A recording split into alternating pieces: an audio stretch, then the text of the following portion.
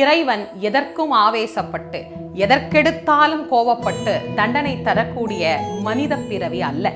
இறைவன் என்று நாம் அவரை சொல்லுவதற்கு காரணம் என்ன? எல்லாம் கடந்து நிற்பவர், அதனால் அவர் கடவுள். தன்னை வாழ்த்தியவனையும் தன்னை வைரவனையும் ஒன்றாக பார்க்கக்கூடியதே இறை நிலை. அதனால் தான் நல்லார்க்கும் பொல்லார்க்கும் நடுவில் நின்ற நடுவே, கல்லார்க்கும் கற்றவர்க்கும் களிப்பூட்டும் களிப்பே என்று அந்த பெருமானை பெரியோர்கள் எல்லாம் ஆராதித்திருக்கின்றார்கள். ஆக சிவபெருமான் எல்லா செயல்களையும் கண்டுகொண்டிருக்கின்றார். இந்த பிரபஞ்சம் எல்லா செயல்களையும் பார்த்து கொண்டிருக்கின்றது.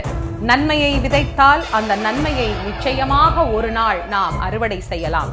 தீமையை விதைத்தால் கண்டிப்பாக அது தீமையில் தான் முடியும்.